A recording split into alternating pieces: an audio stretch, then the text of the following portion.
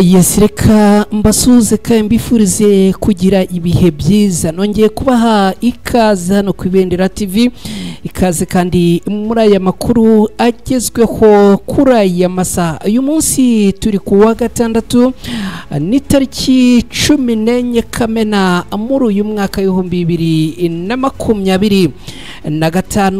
N'amakuru rero twinjiyemo, n'amakuru kandi agiye kwibanda mu burasirazuba bwa Repubulika Iharanira Demokarasi ya Kongo. Muri aya makuru turababwira yuko muri teritwari ya Warikare Wazalendo 60 zose zaguye muri ambushi y'abarwanyi b'intare za Sarambwe ahitwa Aboreusa, ni muri Pinga muri Kivu y'Amajyaruguru muri Repubulika Iharanira Demokarasi ya Kongo. Ibi turaza kubyinjiramo muri aya makuru ku buryo burambuye. Turaza kandi kugaruka muri Kivu y'Amajyepfo mu mujyi wa Uvira, turebe uko situation ihagaze magingo yangaya.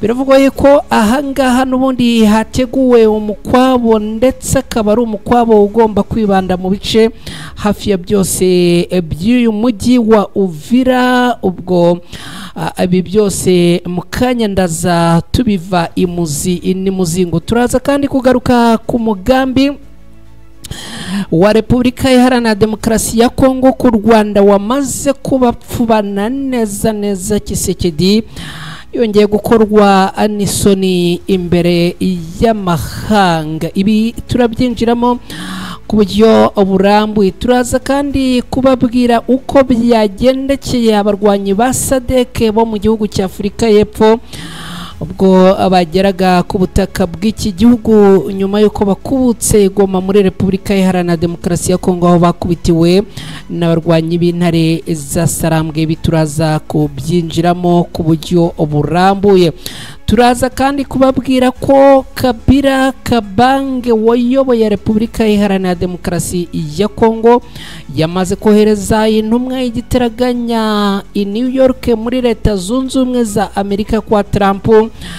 Iyi intumwa yahawe butumwa kigomba kujya gusohoza. Ese biracuriki? Ibi byose tugiye kubyinjiramo ku buryo burambuye. Turaza kandi kujya tunyura no mu bindi bice bitandukanye tureba uko byifashe. Icyo ngusaba ni kimwe: niba wageze hano tayari twamaze kuguha ikaze, nawe rero winjire neza cyane uterekaho like yawe.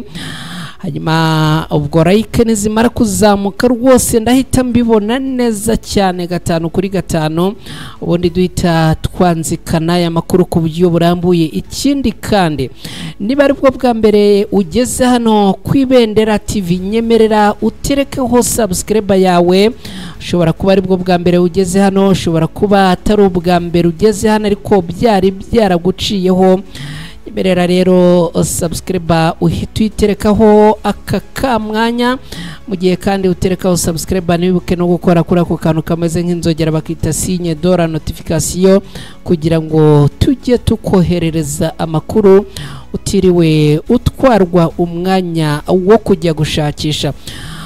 Bahaye ikaze rero mukanya, reka ngaruke twinjira muri aya makuru ku buryo burambuye.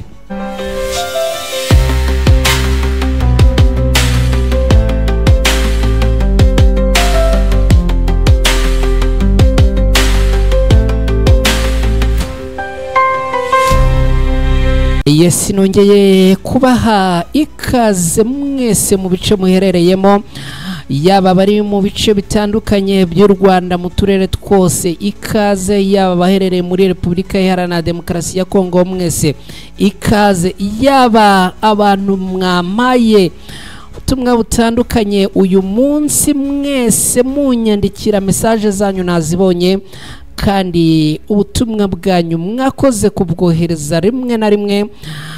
Komantere zanyu kuri aya makuru tubagezaho ziba zikenewe. birumvikana. Hanyuma abaherereye mu bindi bihugu bitandukanye muri Afurika namwe tubahaye ikaze. Abaherereye mu gihugu cy'u Burundi, mu Bugande, Afurika y'Epfo, Cameroon, Senegal, Mozambique, mwese ntabwo twabarangiza ariko mwese turabazirikana. Abaherereye mu bihugu bya kure, muri Leta Zunze Ubumwe za Amerika, mu Bushinwa, Norvege, umuntu wambwiye ati Norvege turagukurikira kandi ntukazajye utwibagirwa, ubwo usuhuza abandi natwe ujye utuzirikana. Mwese rero turabazirikana, ntago nakwibagirwa n'abaherereye mu Bubiligi, mwese tubahaye yambo kandi tubahaye karibu muri aya makuru. Aya makuru reka tuyahere muri Kivu y'Amajyaruguru, muri Repubulika Iharanira Demokarasi ya Kongo, ahitwa Bureusa, neza neza muri aka gace kitwa Kisimba hafi ya Pinga. Abarwanyi b'intare za Sarambwe bagize gutya bahatega ambushi. Ni ambushi ikomeye cyane, dore yuko ngo bari bamaze kwakira amakuru yuko aha n'ubundi akomeje kuba inzira n'indiri y'abarwanyi ba Wazalendo. Abarwanyi b'intare za Sarambwe bamaze gukurura aya makuru rero baramanuka bagutegera ambushi. Ni ambushi bivugwa yuko imaze kugwamo abagera kuri 60 bo ku ruhande rwa Wazalendo. Abangaba bose bapfuye tayari. Abarwanyi b'intare za Sarambwe ngo bamanutse ahitwa Kisimba, ni hafi ya Pinga ndetse na Bureusa. Barangije noneho batega ambushi. Bamaze gutega ambushi, barangije aka gace kose barakazenguruka, usibye gusa igice basize cyaho abangaba bagomba kwinjirira. Ngo bagira gutya rero baraza n'ubundi nk'uko bisanzwe muri iyi nzira, dore yuko ngo bari bamenyereye kuyicamo berekeza ahangaha muri ibi bice bya za Kicanga na Nkasa. Neza neza barangije bageze ahangaha, abarwanyi b'intare za Sarambwe bashiduka barimo kubabwira bati mwe funga amagote. Bose babamanikisha amaboko. Izi Wazalendo ngo zarebye kurasa zisanga n'ubundi bazigotagose, noneho zireba impande zose zisanga nta hantu bafiteho kurengera. N'ubundi rero ngo abagerageje kurasa abarwanyi b'intare za Sarambwe bahita babahuramo urusoro bose abagera kuri 60. Ahangaha muri Pinga ndagira ngo nkubwire yuko ibintu bihabereye neza neza mu kanya gashize. Ni ibintu bikomeye cyane, aho abarwanyi b'intare za Sarambwe bagize gutya bakisasira neza neza Wazalendo zisaga 60 zose. Ikindi kandi ngo ibikoresho byabo byose abarwanyi b'intare za Sarambwe n'ubundi bahise babifata byose barabitwara. Ni nyuma yo kwahangaha abaturage ngo abatuye muri ibi bice bari bamaze iminsi barekarama bavuga bati izi Wazalendo ziri hano ziratubangamira, ziratwiba, ziradusahura, ziratwicira abacu. Abarwanyi b'intare za Sarambwe rero iki kibazo abakaba bakomeje kugenda bagikemura ku buryo burambye. Ngibyo rero ibituruka ahangaha n'ubundi muri Warikare, aha muri Pinga hamaze kubera ambushi ikomeye cyane y'abarwanyi b'intare za Sarambwe. Reka twihuse aya makuru tuyakomereze muri Kivu y'Amajyepfo. Ni mu mujyi wa Uvira muri Repubulika Iharanira Demokarasi ya Kongo. Aha muri uyu mujyi wa Uvira ndagira ngo abantu mudukurikiye hano ku Ibendera TV munyumve neza. Ndagira ngo munyumve neza. Rimwe na rimwe nkunda kubaha amakuru yaha muri uyu mujyi wa Uvira, ariko ibyo noneho nifuza kubabwira ndagira ngo mbabwire ko abarwanyi bo ku ruhande rwa leta ya Kongo barakaye, bariye karungu. Ahangaha ibintu bikomeje gukomera kubera yuko abarwanyi bo ku ruhande rwa leta ya Kongo baravuga yuko muri ibi bihe bagiye gukora ikintu bise imikwabo ikomeye muri uyu mujyi wa Uvira. Impamvu rero abarwanyi bateguye imikwabo ikomeye muri uyu mujyi wa Uvira nuko ngo bavuga ko muri uyu mujyi wa Uvira hamaze kuzuzwa cyangwa se hakomeje kugenda huzuzwa maneko z'abarwanyi b'intare za Sarambwe. Iyi mikwabo kandi ikaba n'ubundi no muri iri joro yaraye ibaye ibera ahitwa Nyarumanga. Ibi kare nabigarutseho. Iyi mikwabo kandi yanabereye mu ijoro ryakeye ahitwa Cesar Mediti. Niho nababwiye yuko hakuwe abantu, mbabwira yuko aba bantu bakuwe ahangaha bajyanwe mu bice bitandukanye bagahondagurwa, barangiza bakajyanwa gufungirwa ahantu magingo ya hataramenyekana. Aba bantu rero bakuwe muri ibi bice bivuga yuko ngo n'ubundi abarwanyi barwana ku ruhande rwa leta ya Kongo ngo babitiranyije cyangwa se babaketsemo ko yaba ari maneko z'abarwanyi b'intare za Sarambwe. Ikindi nakubwira nuko abangaba bose batwawe. Amakuru aturuka hano muri uyu mujyi wa Uvira aravuga yuko ngo ari abo mu bwoko bw'Abanyamurenge. Bakaba rero abangaba batwawe magingo ayangaya ntiharamenyekana aho bajyanwe. Biravugwa yuko ngo bahondaguwe, bamara guhondagurwa bakajyanwa gufungwa, gusa ariko ntibiramenyekana aho magingo ya abangaba bajyanwe gufungirwa. Icyo nakubwira rero ni iki kijyanye n'uyu mujyi wa Uvira, nuko n'ubundi hateguwe imikwabo ikomeye kandi iteye ubwoba igomba kuba yaba muri iri joro, yaba mu ijoro ry'ejo ndetse no mu bindi bihe. Aba barwanyi barwana ku ruhande rwa leta ya Kongo ni igisirikare cya leta ya Kongo FARDC, Wazalendo, FDNB igisirikare cy'u Burundi na FDLR. Bavuze neza ko bagomba kujagajaga uyu mujyi wa Uvira kugira ngo amaneko z'abarwanyi b'intare za Sarambwe ngo bazimaremo.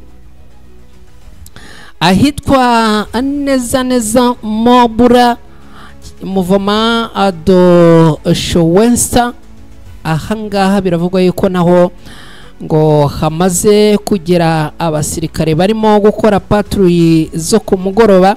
Ariko kandi biravugwa yuko n'ubundi ngo yaba mu ijoro no mu rukerera rwo kuri uyu munsi n'ubundi ngo imikwabo irakomeje muri uyu mujyi wa Uvira. Ikindi nakubwira kandi nuko ibikomeje kubera mu mujyi wa Uvira na gatogo gateye ubwoba. Abaturage bakomeje kwicwa umusubirizo, abasahurwa bakomeje gusahurwa, abicwa urw'agashinyaguro bakomeje kugenda bahohoterwa.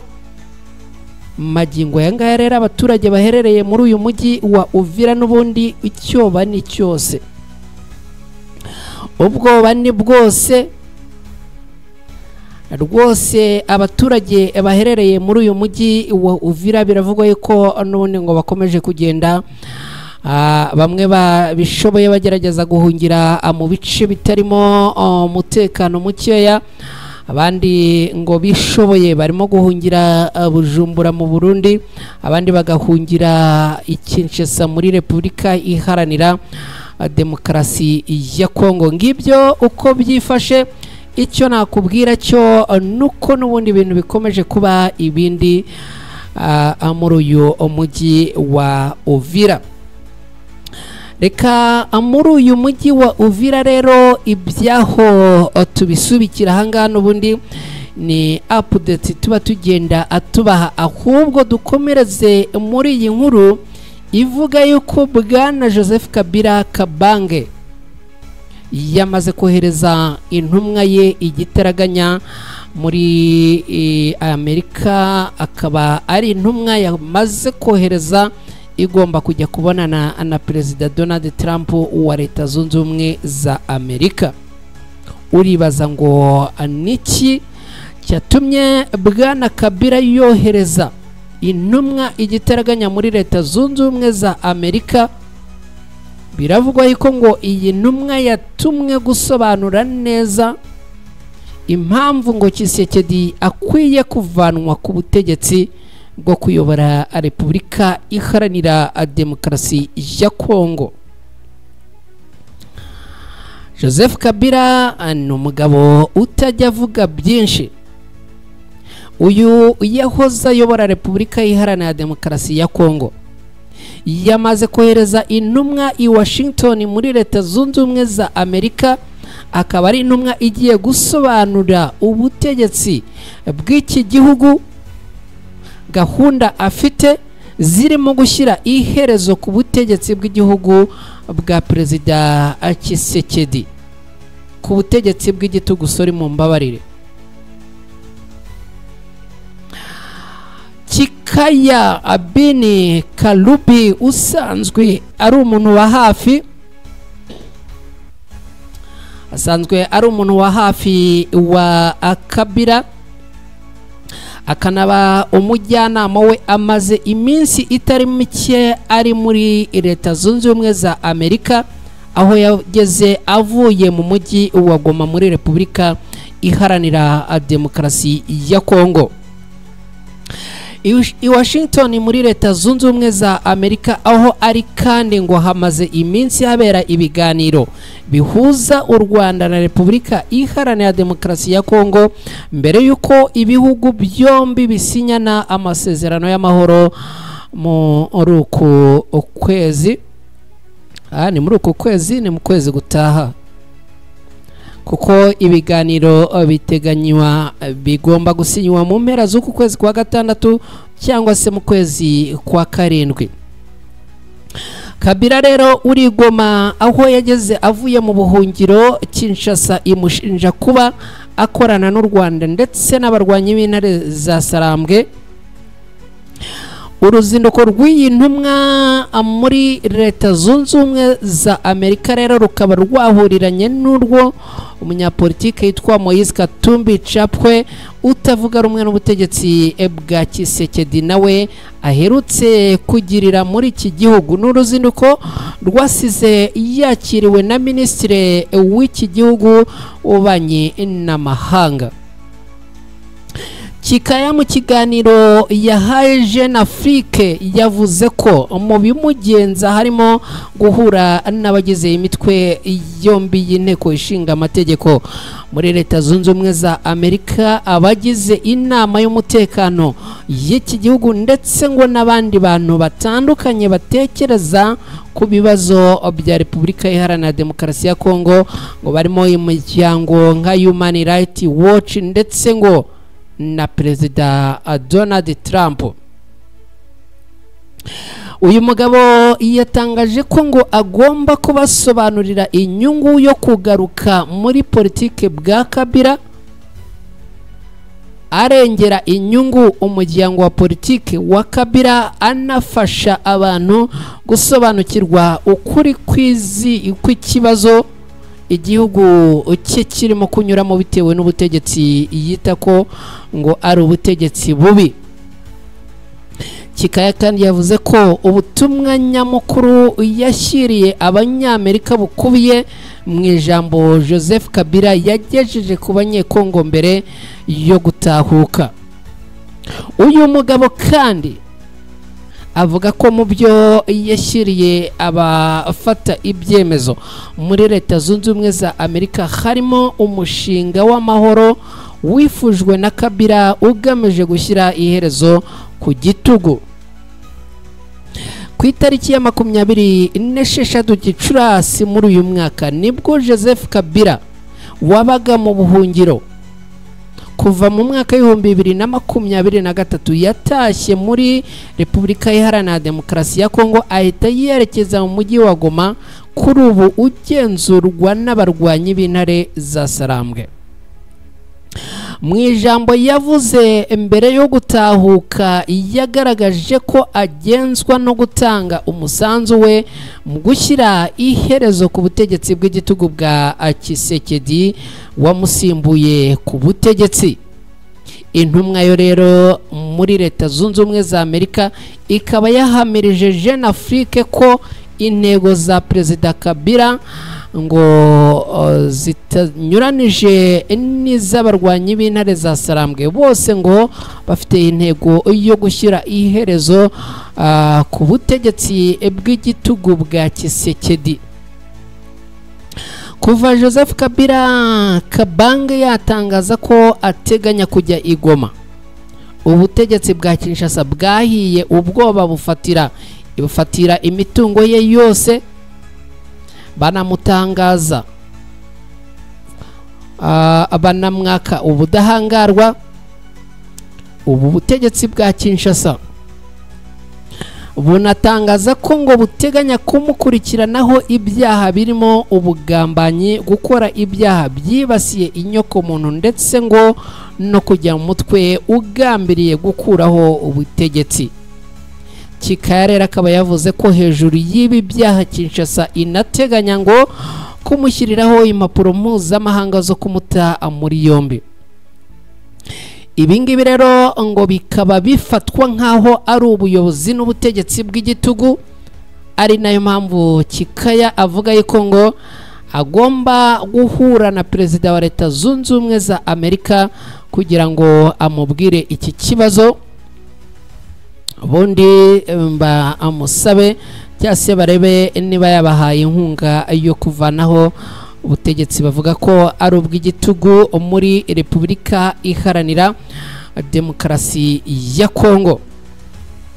Akaba ari intumwa rero yoherejwe na Bwana Kabila kugira ngo n'ubundi yamuserukire, ibyanze bikunze ubwo tuzagenda tumenya icyabaye,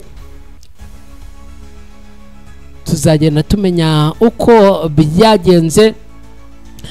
Iyi ntumwa ya Kabila niramuka ihuye na Donald Trump nabwo tuzabimenya kandi tuzabibagarurira hano ku meza y'ibiganiro tubibabwire. Reka twihute rero tubabwire yuko umugambi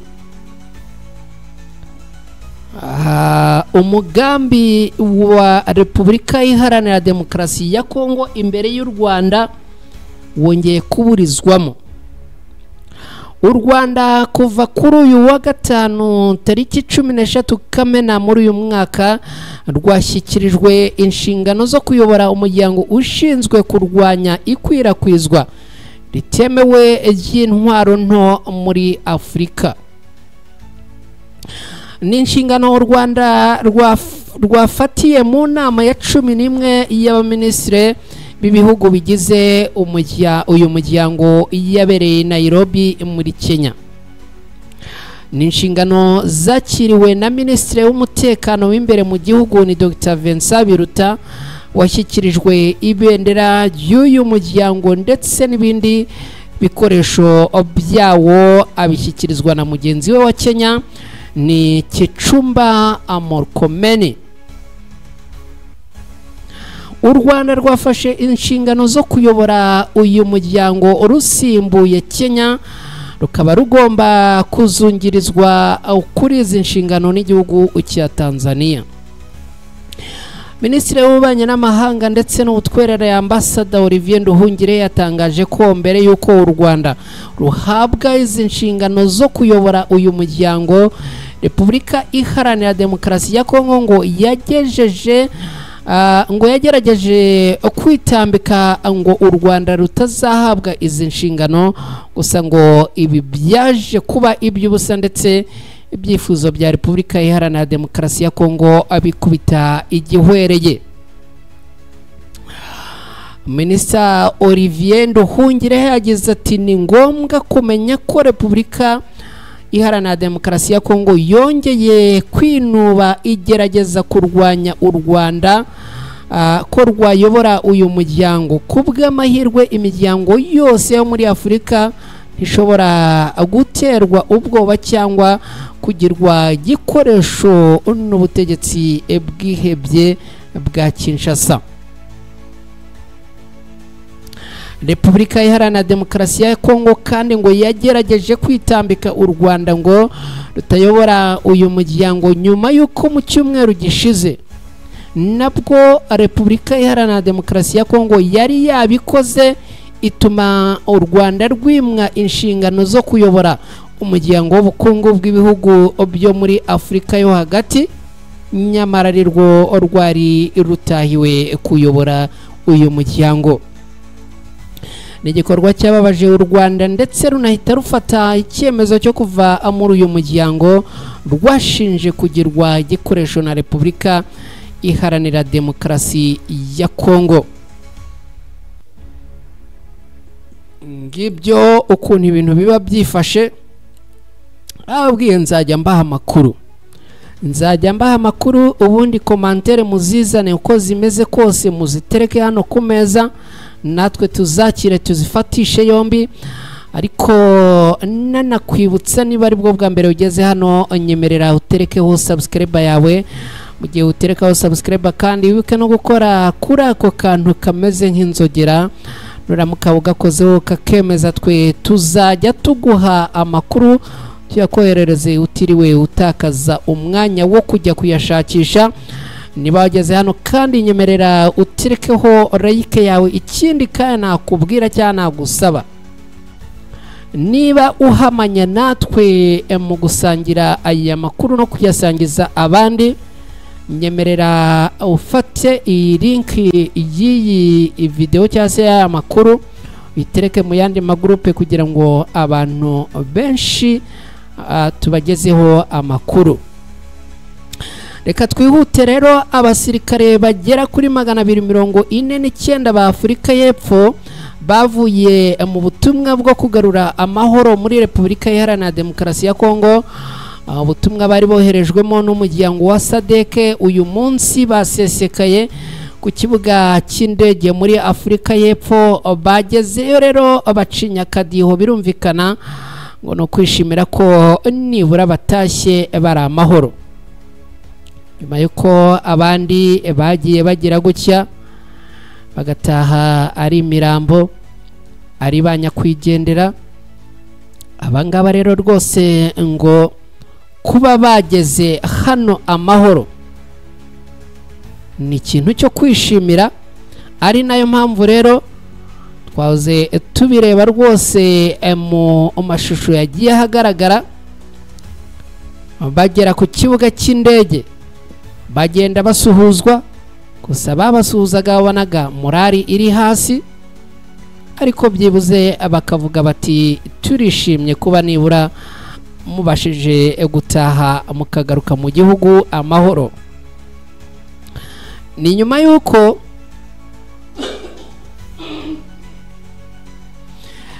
yuko mu minsi ishize n'ubundi abandi basirikare bari muri iki gihugu cya Repubulika Iharanira Demokarasi ya Kongo bo ku ruhande rwa Afurika y'Epfo batashye ari imirambo. Ngira ngo murabyibuka, bamaze gutaha ari imirambo rero iki gihugu cya Afurika y'Epfo kirabisha neza umujinya uba wose. Aba rero kugera ahangaha bakakirwa neza, byibuze ni ikintu cyiza, kubera ko baravuga bati abandi batashye ari imirambo ariko nibura mwebwe mugeze inahangaha amahoro. Byibuze ibingibi bakabishimira cyangwa se bakabyishimira. Bageze rero ahangaha n'ubundi bakirwa na Minisitiri w'Ingabo muri Afurika y'Epfo yitwa Angie Mocheka. Akaba yakiriye abasirikare bagera kuri 249 b'iki gihugu bari mu butumwa bw'umuryango w'ubukungu bw'ibihugu byo muri Afurika y'Amajyepfo SADC muri Repubulika Iharanira Demokarasi ya Kongo. N'ubutumwa bwari bwahawe izina rya SAMIDRC, bwari buhuriyemo ingabo zo muri Afurika y'Epfo, ingabo zo muri Tanzania n'ingabo zo muri Malawi.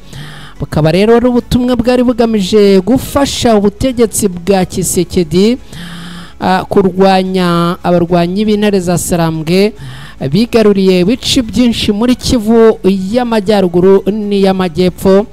ariko ntabwo byaje gutanga umusaruro Perezida Tshisekedi nkuko yari abyiteze, kuko n'ubundi abarwanyi b'intare za Sarambwe bakubiswe inshuro.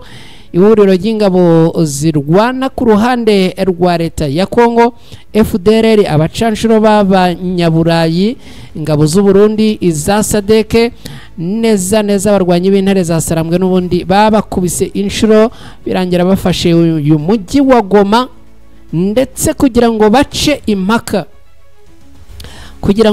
impaka n'agasuzuguro baranabagota, ndetse barabagose. Ubundi barangije barababwira bati ubu ngubu muri under control yacu. Ingabo za SADC rero zatashye mu byiciro, kuko habanje gutwarwa ibikoresho byabo, bikaba ari ibikoresho byahawe inzira mu Rwanda. Hanyuma rero bigera muri Tanzania, bivuye muri Tanzania bigenda byoherezwa mu bihugu. Ku mugoroba wo ku ya 13 Kamena muri uyu mwaka, ni ku munsi w'ejo, abasirikare bagera kuri 249 bo muri Afurika y'Epfo nibwo basesekaye mu gihugu cyabo cya Afurika y'Epfo, bakirwa na Minisitiri w'Ingabo w'iki gihugu. Byari ibyishimo bikomeye cyane, kuko aba basirikare ubwo bari bageze ku butaka bw'iki gihugu cya Afurika y'Epfo nyuma y'iminsi myinshi bari muri Repubulika Iharanira Demokarasi ya Kongo, mu gace kagenzurwaga n'abarwanyi b'intare za Sarambwe bahoze bahanganye ku rugamba. Hari ikibazo, hari n'impungenge. Igihugu cya Afurika y'Epfo kibaza uburyo aba basirikare bagomba gucyurwa bakagera mu gihugu cyabo kandi ari bazima. Nubwo rero byabanje gutwara igihe, ariko ibi byaje kugerwaho, ndetse abangaba bose bageze muri Afurika y'Epfo bacinya akadiho, akamwenyu kaba kose, barishima rwose, baranezerwa. Abadama amaboko barayamanika, barabyina. Ni ibintu rwose wabonaga ko ari ibintu bishimiye, kandi birumvikana bagomba kwishima, kubera yuko kugira ngo utahe uri umurambo wataha nk'uwatsinzwe. Uwatsinzwe akomeza kubaho, ubuzima bugakomeza, ariko uwapfuye nyine aba ari umurambo, akomeza ari umurambo. Abangaba rero bakaba bamaze gutaha ari bazima. Ni ikintu birumvikana muri Afurika y'Epfo bagombaga kwishimira. Ngibyo rero uko byifashe magingo yatuvugana.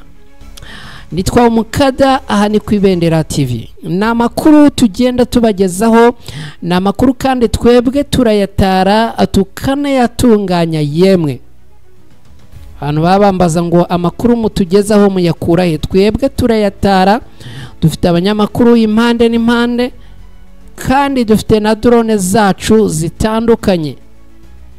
Mujya kumva tuvuze ngo agace kanaka habereyemo imirwano, kugira ngo uce impaka ujye unyarukirayo urebe, ubundi urebe uko ibintu byifashe.